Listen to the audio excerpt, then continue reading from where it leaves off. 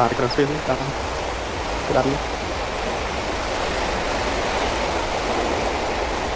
ព្រៀងពិបាកដើមឈើ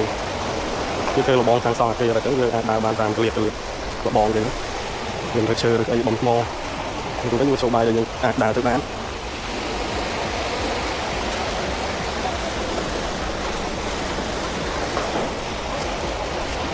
នៅក្រោមស្ពាននោះនោះក្រោមស្ពាននោះច្រើនអ្នកស្ទូចត្រីច្រើនទៅក្រោមស្ពាននេះមកចុះនេះចុះតាមនេះបានទេនេះចុះតាមនេះបានហើយ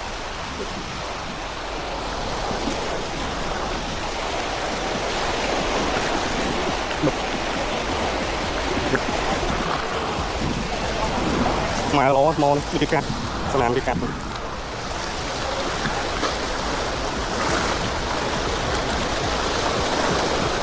ះទៅមកទៀតតែមកខ្ញុំទៅលេងតាម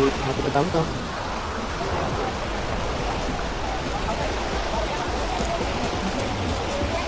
ផ្លូវដល់ផ្លូវ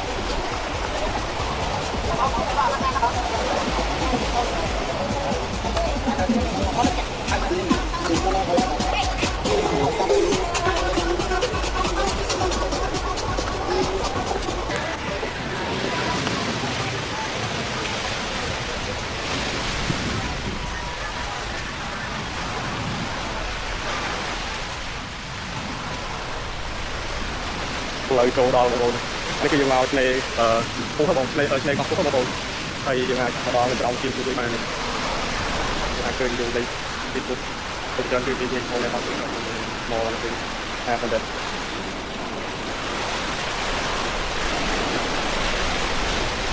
បងជាតិបងប្អូន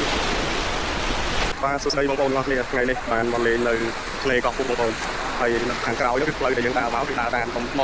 ដេកដប់មកហើយមកដល់នេះគឺស្អាតមែនទែនបងប្អូននេះស្ពានពុះនៅខាងក្រៅនៅខាងលើយើងហ្នឹងហើយខាងក្រោយនេះគឺកោះពុះហ្នឹងហើយគឺស្ពានដែលយើងអាចដើរទៅបានហើយផ្លូវគឺរៀងពិបាកដែរយើងដើរចូលនេះដើរតាមឈើហើយ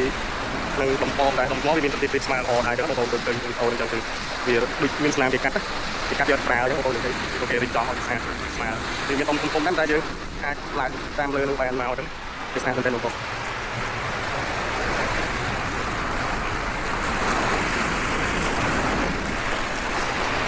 dia ambil